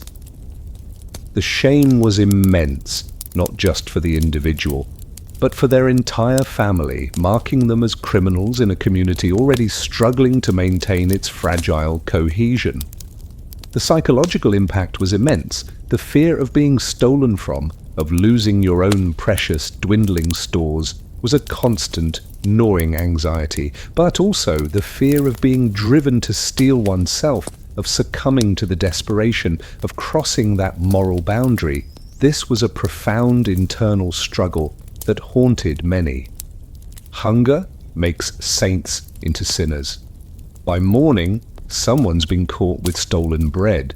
The grain thieves were a pervasive, fundamental reality in medieval towns, transforming a simple act of survival into a chilling symbol of famine's grip. It was a calm, immersive descent into a frozen world, charting the earliest, desperate struggle for existence, where hope clung to every ember and the faint echo of silence whispered through frozen markets, forever tethered to the fragile balance between hunger and hope, defined by the brutal, heartbreaking logic of famine's edge, where morality gave way to desperation. The frozen well. As winter's lethal grip tightened relentlessly upon medieval towns, silencing markets and emptying granaries, the very elements of life turned against humanity. Water, as vital as food, became a treacherous, unyielding adversary. The frozen well was a profound, chilling symbol. Even water turns against you, a solid mirror to your own breath, transforming a communal lifeline into an insurmountable barrier, intensifying the gnawing dread of famine and threatening a second, equally deadly form of starvation. Imagine the air, utterly frigid, thick with the subtle scent of ice, frozen earth, and the pervasive aroma of human desperation now mingled with the profound, clean chill of frozen water. The sounds were no longer the gentle splash of a bucket. They included the rhythmic clang of picks against ice, the low murmurs of tired villagers, and the ominous creak of a well's pulley, its rope stiff with frost. Distant bells tolling across the winter mist seemed to echo the profound struggle for this most basic resource. The town well, often centrally located, was a communal lifeline, providing fresh water for drinking, cooking, and the rudimentary sanitation of daily life. Its constant flow, its cool depths were taken for granted in warmer months. But in the depths of a medieval winter, particularly in a severe freeze, this vital source could be utterly silenced. Listen to the rhythmic clang of picks and shovels cutting through the unyielding surface of the well, striking against thick layers of ice. Hear the low murmurs of tired villagers, their voices hoarse with cold and hunger, discussing the depth of the ice, the futile efforts to break through. See the well shaft, its dark opening now covered by a thick, opaque sheet of ice, a solid mirror to your own breath reflecting the pale, indifferent sky. Even water turns against you, a solid mirror to your own breath. The freezing temperatures would penetrate deep into the ground, locking the well's water solid. The hand pump, if one existed, would be frozen stiff. The bucket, lowered into the depths, would simply strike an unyielding wall of ice. The access to fresh, clean water, once a simple act, became an immense, arduous, and often dangerous task. The villagers would gather with picks, axes, and shovels, battling the ice, trying to hack through its stubborn resistance. This was a desperate, communal effort, often taking hours or even days to achieve. The sheer physical exertion in sub-zero temperatures quickly sapped strength from bodies already weakened by chronic hunger. The psychological impact was immense. The frozen well was a constant, visible symbol of their collective vulnerability, their utter dependence on the capricious whims of nature. It amplified the sense of profound helplessness, deepening the fear of famine, of the cold reality that even with grain, they could still die of thirst, a terrifying dual threat. The scarcity of water had immediate and dire consequences. Hygiene deteriorated, increasing the risk of illness. Cooking became harder, for hot water was vital for pottage and brewing beer. And the human body, perpetually dehydrated by the dry, cold air, desperately craved the moisture that was now so painfully out of reach. Even water turns against you, a solid mirror to your own breath. The frozen well was a pervasive, fundamental reality in medieval towns, transforming a vital resource into a chilling symbol of survival. It was a calm, immersive descent into a frozen world, charting the earliest, desperate struggle for existence where hope clung to every ember and the faint echo of silence whispered through frozen markets, forever tethered to the fragile balance between hunger and hope, now threatened by the unyielding grip of ice. The sickness of emptiness. As winter's lethal grip tightened relentlessly upon medieval towns, freezing rivers, silencing mills, and emptying granaries, the gnawing ache of hunger transcended mere physical discomfort. The sickness of emptiness was a profound, insidious reality. Stomachs cramp, eyes hollow, and dreams grow strange when there's nothing left to eat, transforming the body and mind into a battlefield, a chilling testament to the terrifying advance of famine and the profound, pervasive suffering of a world pushed to its absolute limits. Imagine the air inside your humble cottage, thick with the earthy scent of mud brick, wood smoke, and the subtle tang of human presence, now permeated by the sour smell of sickness and profound weakness. The sounds were no longer the simple crackle of a dwindling fire. They included the low moans of cramping stomachs, the shallow, ragged breathing of emaciated bodies, and the terrifying silence of a mind drifting into delirium. Candlelight shimmering on sacks of grain, now utterly empty, illuminates faces etched with suffering and profound despair. The relentless absence of food, prolonged over weeks and months, slowly but inexorably ravaged the human body. Calories dwindled, nutrients vanished, and the internal machinery of life began to falter. This was not just hunger, it was starvation, a systemic breakdown that attacked every organ, every muscle, every thought. Listen to the low moans of cramping stomachs, a persistent, agonizing pain that gnawed at the insides, refusing to be silenced.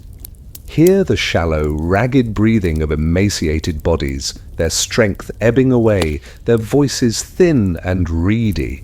See the hollow eyes, sunken and dull, staring blankly, reflecting the profound suffering within. Stomachs cramp, eyes hollow, and dreams grow strange when there's nothing left to eat. The physical symptoms were horrifying. Muscles wasted away, leaving bodies gaunt and skeletal. Skin grew pallid, then often bruised. The digestive system, deprived of food, would cramp with agonizing spasms. Weakness became profound, making even simple movements an immense effort. The mental and psychological toll was equally devastating. The mind, starved of vital nutrients, grew dull, lethargic, prone to confusion and delirium. Dreams grew strange, filled with vivid, often cruel, visions of food, of feasts, of abundance, only to vanish with the brutal awakening to an empty belly. Hope, the most fragile of human emotions, slowly withered, replaced by a profound, pervasive despair. For the children, the sickness of emptiness was even more cruel. Their small, vulnerable bodies, already fragile, wasted away with terrifying speed. Their cries of hunger would become weaker, more mournful, until they faded into a terrifying silence. The sight of their suffering was a constant, heartbreaking torment for their parents, amplifying their own profound helplessness. The cold of winter exacerbated every symptom. Bodies weakened by hunger were less able to generate and retain heat, making them profoundly susceptible to hypothermia and illness. The spread of disease, rampant in crowded, unsanitary conditions, found easy victims in bodies already ravaged by starvation. Stomachs cramp, eyes hollow, and dreams grow strange when there's nothing left to eat. The sickness of emptiness was a pervasive, fundamental reality in medieval towns, transforming hunger into a chilling symbol of famine's grip. It was a calm, immersive descent into a frozen world, charting the earliest, desperate struggle for existence, where hope clung to every ember, and the faint echo of silence whispered through frozen markets, forever tethered to the fragile balance between hunger and hope, defined by the brutal, heartbreaking reality of starvation. The bell for the dead. As winter's lethal grip tightened relentlessly upon medieval towns, freezing rivers, silencing mills and emptying granaries, the gnawing ache of hunger reached a fever pitch, pushing the desperate to the very brink of survival. Death, once an intimate, constant visitor, now became a relentless, pervasive presence, amplified by the suffering. The bell for the dead was a haunting, pervasive reality. It tolls slower in winter, as if even grief moves through frozen air, a chilling soundtrack to widespread mortality, transforming the very voice of the town into a solemn, mournful lament for countless lost lives. Imagine the air, now thick with the palpable weight of grief, heavy with the mingled sense of fear, damp earth, and the subtle, sickening aroma of disease. The sounds were no longer the simple chatter of a town. They included the low moans from within homes, the desperate cries of families, and the pervasive, mournful clang of the church bell. Fog rolling through deserted towns intensified the chilling atmosphere, shrouding the pervasive tolling in a veil of dread. In medieval society, the church bell was the voice of the community. It marked the passage of the hours, summoned villagers to mass, celebrated births and weddings, and tolled for deaths. Its varied cadences were a familiar, comforting part of daily life, a sonic anchor in a world without clocks. But now its purpose had been tragically redefined, becoming almost singularly dedicated to the grim task of counting the fallen. Listen to the solitary, deep clang that would pierce the heavy silence, then, after a long, agonizing pause, another, and another, slow, deliberate. Each sound vibrated through the very earth, penetrating the thick walls of your cottage, gripping your heart with a cold, unrelenting dread. The bell was a hammer blow, each strike a direct announcement of another life extinguished. It tolls slower in winter, as if even grief moves through frozen air. The cold itself seemed to mute the bell's resonance, making it sound deeper, more drawn out, imbued with a profound, pervasive sorrow. The air, heavy with cold, seemed to slow its very vibrations, carrying its mournful lament with a chilling, almost spectral quality. This slowness, this drawn-out rhythm, amplified the sense of profound, unending loss. The village priest, or his designated bell ringer, bore the grim weight of his duty. He knew the specific rhythms and patterns of the tolls, the silent code that conveyed the nature of the warning: 3 swift, short tolls for a child, 9 for an adult, a more frantic pealing for multiple deaths, for a whole family suddenly gone. But in winter, death was so constant, so overwhelming, that the bell often tolled almost continuously, its rhythm a grim counterpoint to the town's suffering. The psychological toll was immense. The constant audible reminder of death eroded hope, amplified despair, and intensified the sense of profound helplessness.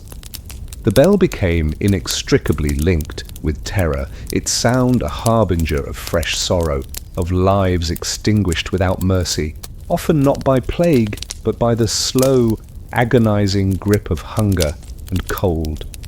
The empty granaries, the frozen wells, the desperate barter, the sickness of emptiness, all these hardships culminated in the tolling of the bell. It was the ultimate, undeniable proof of famine's triumph, of the winter's lethal embrace. It tolls slower in winter, as if even grief moves through frozen air. The bell for the dead was a terrifying, profound reality in medieval towns, transforming the very voice of the community into a chilling symbol of famine's grip. It was a calm, immersive descent into a frozen world, charting the earliest desperate struggle for existence, where hope clung to every ember, and the faint echo of silence whispered through frozen markets, forever tethered to the fragile balance between hunger and hope in a season built for overwhelming, unyielding death. The thaw of mercy. The first crack in the ice. After the agonizing eternity of a medieval winter, when hunger gnawed at every belly and the threat of death was a constant, pervasive fear, the human spirit, battered but unbroken, clung to a desperate, unwavering hope. And then, at long last, the first subtle signs of change would appear, a quiet, almost imperceptible shift that spoke of profound transformation. The first crack in the ice was a delicate miracle, a sound like laughter from the earth. The river wakes, the fields exhale, transforming the landscape of despair into a vibrant canvas of renewal, a profound act of faith and unwavering hope that celebrated the triumph of life over the long, harsh grip of winter. Imagine the air, crisp and clean, thick with the earthy scent of thawing soil, of melting snow, and the pervasive aroma of wood smoke mingled with the subtle tang of human presence, now permeated by a profound sense of relief. The sounds are no longer the mournful toll of church bells. They include the distant rhythmic drip of melting ice, the cheerful calls of returning birds, and the cautious murmur of villagers emerging from their homes. Pale dawn over frost-bitten fields, now visibly softening, illuminates a world slowly, miraculously coming back to life. The vast, unyielding sheets of ice that had locked the rivers solid, that had imprisoned the water wheels of the mills, were the most formidable symbols of winter's dominance. Their unwavering stillness had been a source of profound dread, amplifying the fear of famine and the brutal lack of water.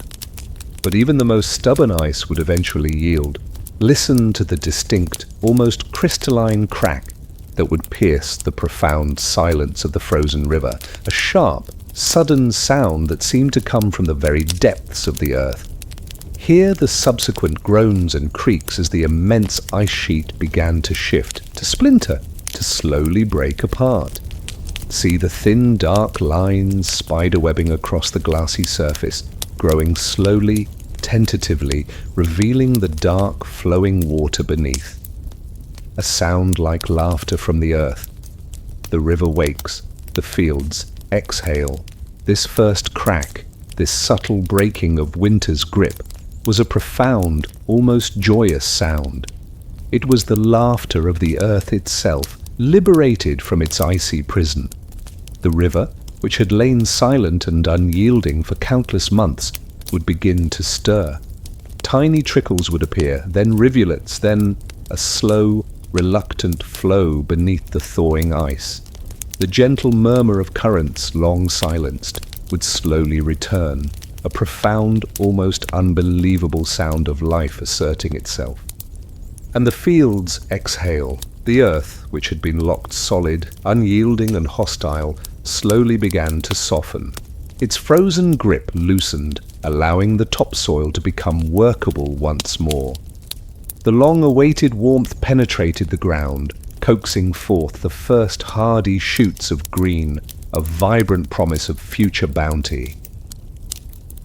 The return of the market.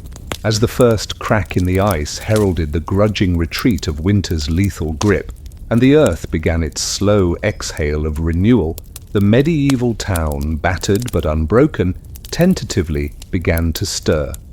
The profound silence that had defined the long, cold months slowly gave way to a new, hopeful clamour. The return of the market was a profound, life-affirming event. Carts rolled in from distant towns bringing dried fish, grain, and rumour, transforming the desolate square into a vibrant hub of reconnection, a testament to humanity's enduring will to trade, to communicate, and to rebuild life from the ashes of winter.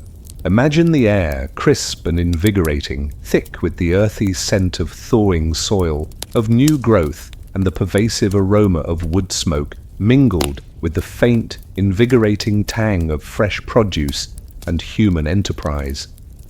The sounds are no longer the mournful toll of church bells. They include the rhythmic creak of cartwheels, the cheerful shouts of vendors, the eager chatter of townsfolk, and the distant lowing of returning livestock. Pale daylight falling on abandoned fields, now visibly softening, illuminates a landscape of profound, unsettling stillness, yet also nascent hope, now bustling with renewed purpose. For countless months, the town market had stood deserted, its stalls empty, its paths buried under snow, a chilling testament to winter's devastation. Trade had frozen solid, its arteries choked by the relentless cold and the scarcity of goods. The absence of this vital hub had amplified the town's isolation and deepened its hunger. Listen to the rhythmic creak of wooden cartwheels, slowly but steadily rolling down the muddy paths, their approach heralded by the shouts of drivers and the eager murmurs of townsfolk. Hear the cheerful shouts of vendors, their voices raised in renewed enthusiasm, calling out their wares. See the market square, once desolate and silent, now slowly filling with activity. Makeshift stalls being erected, goods being displayed, people gathering in excited clusters. Carts roll in from distant towns bringing dried fish, grain, and rumour. The arrival of the first carts from distant, perhaps less affected towns was a moment of immense relief and profound hope. They brought not just vital provisions, dried fish, a precious source of protein, grain, replenishing depleted stores, but also the psychological sustenance of connection. They brought news, gossip, and rumours from the outside world, breaking the long, isolating silence of winter.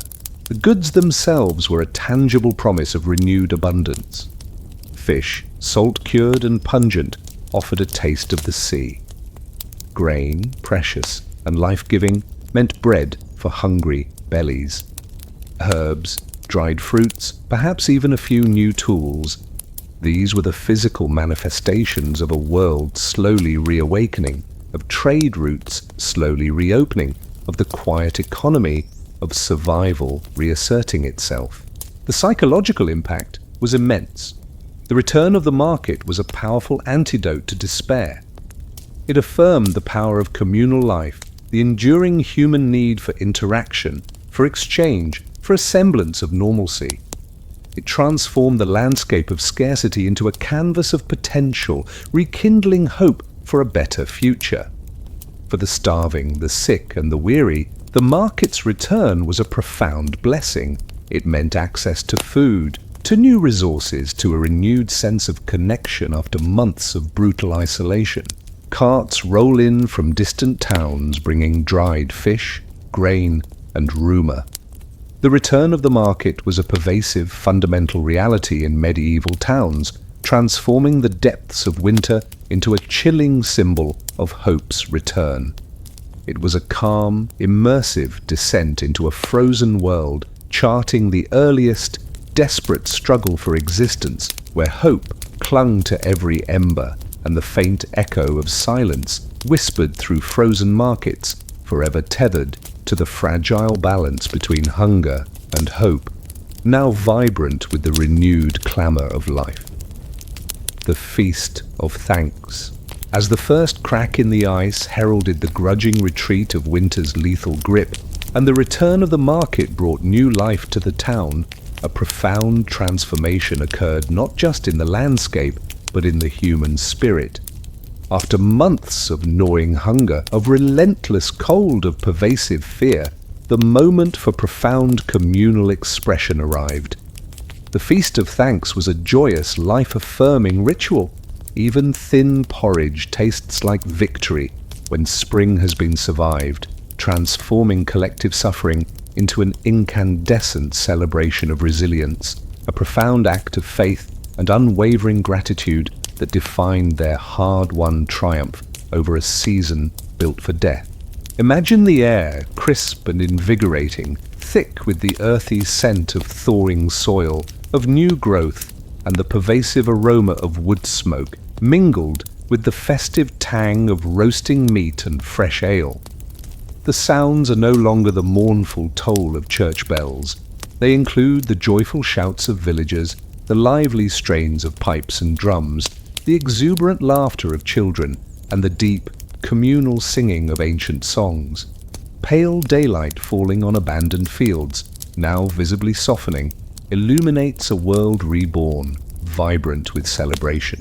After the arduous work of spring planting had begun, and the immediate threat of famine had receded, the town would gather for a communal feast. This was not a modest meal, it was a profound expression of thanksgiving, a collective outpouring of gratitude for having survived the brutal winter. It typically coincided with a religious festival, blending Christian piety with older, folk traditions of celebrating nature's renewal. Listen to the lively strains of pipes and drums, their joyous melodies filling the village square, a welcome counterpoint to the usual sounds of toil. Hear the exuberant laughter of villagers, their voices raised in song and celebration, their faces flushed with ale, and the rare luxury of unburdened joy. See the communal feasting, long wooden tables roughly hewn, laden not with lavish delicacies, but with the precious bounty of the renewed season. Even thin porridge tastes like victory when spring has been survived. The food itself, though still humble by modern standards, tasted utterly miraculous after months of scarcity. Thin porridge made from the newly acquired grain would be consumed with a profound, almost reverent satisfaction. Small pieces of dried fish, a few preserved roots, perhaps even a rare piece of roasted fowl. These were savoured, each mouthful a victory, each flavour a testament to their enduring struggle. Ale, brewed from the new barley, flowed freely, easing weary bodies and spirits. The communal drinking, the shared laughter, the telling of stories from the long winter. These were vital acts of communal bonding, reinforcing the ties that had held them together through the darkest months. The psychological impact was immense. This feast was a powerful antidote to despair, a collective affirmation of their resilience, their ingenuity, and their unwavering will to survive. It was a profound moment of spiritual renewal, a thanksgiving to God and the spirits of the land for their mercy for the return of warmth and bounty. The memory of the hunger, the cold, the constant fear, all were momentarily banished by the joyful warmth and light of the communal celebration. Even thin porridge tastes like victory when spring has been survived. The Feast of Thanks was a pervasive, fundamental reality in medieval towns, transforming profound suffering into an incandescent celebration of resilience. It was a calm, immersive descent into a frozen world, charting the earliest, desperate struggle for existence, where hope flowed with the warming rivers and the faint echo of silence whispered through frozen markets, forever tethered to the fragile balance between hunger and hope, now triumphant in the joyous clamor of life's renewal. The lesson remembered, as the first great crack in the ice heralded the thaw, and the joyous clamor of the Feast of Thanks celebrated their hard-won survival, the profound impact of the brutal winter was not simply forgotten. It was etched into the very soul of the community. The lesson remembered was a profound, unshakable truth. Every winter teaches the same truth, that survival depends on patience, faith, and one another, transforming profound trauma into enduring wisdom, a guiding principle that shaped their culture, their fears, and their very understanding of resilience for generations to come. Imagine the air, crisp and invigorating, thick with the sweet scent of blooming wildflowers, fresh grass, and the pervasive aroma of wood smoke mingled with the low hum of ancestral stories. The sounds are no longer the mournful howl of the wind.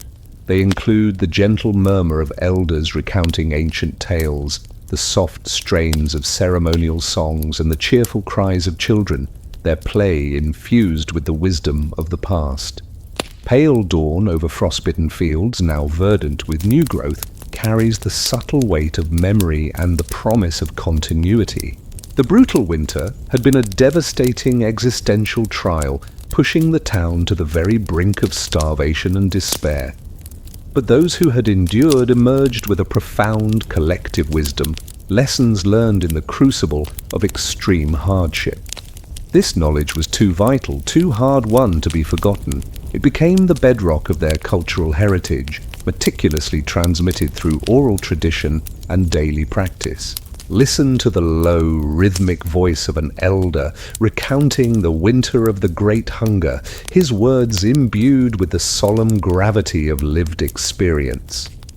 Hear the hushed gasps of children, their eyes wide with a mixture of fear and wonder, trying to grasp the concept of such unimaginable cold, such profound darkness, such overwhelming scarcity from a world they had never known. See the mothers, their faces etched with the wisdom of countless encounters with winter's brutality, their expressions distant, fixed on a memory that felt as real as the present. Every winter teaches the same truth, that survival depends on patience, faith, and one another. Patience for the slow, inevitable turning of the seasons, for the grudging retreat of the ice, for the gradual ripening of the next harvest. Faith in God's mercy, in the resilience of nature, in the eventual return of warmth and bounty, even when all seemed lost.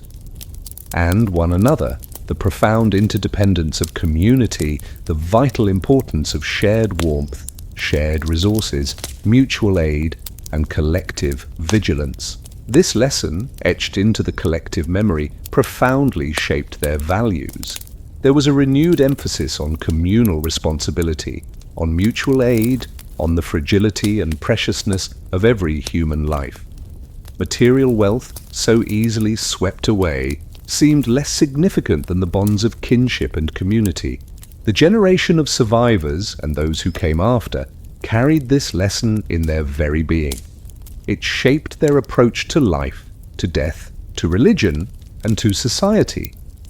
The fear of another brutal winter remained, a constant shadow, but it was tempered by the hard-won knowledge that resilience lay in collective action and in a profound, humble respect for the unpredictable hand of nature.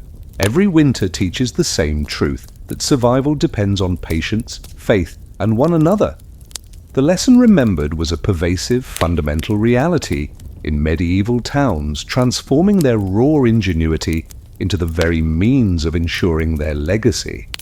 It was a calm, immersive descent into a frozen world, charting the earliest, desperate struggle for existence, where hope flowed with the warming rivers and the faint echo of silence whispered through frozen markets, forever tethered to the fragile balance between hunger and hope, an enduring testament to the wisdom forged in winter's crucible.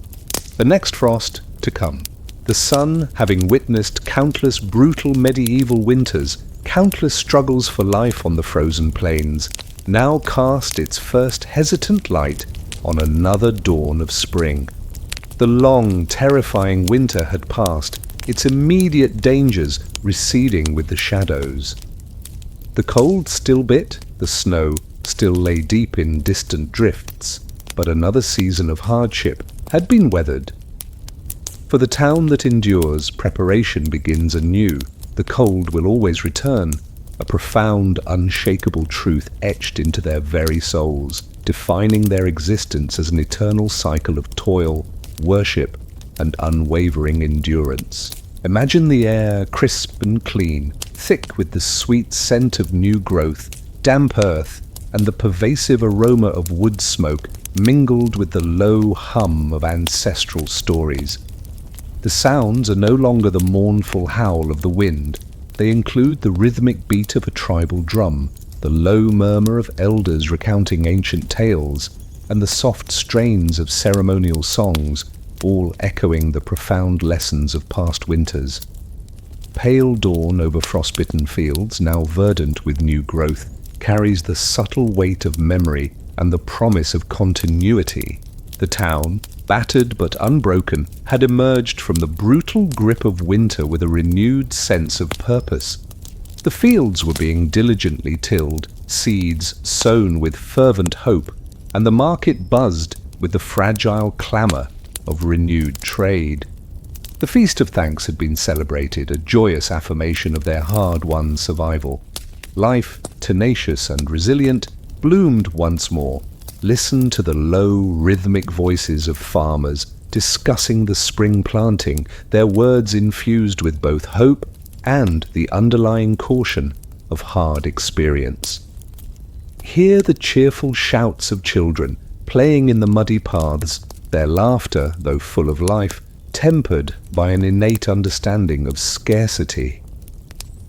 See the meticulously tended fields, their rich, dark soil a testament to renewed effort, a canvas for the next harvest.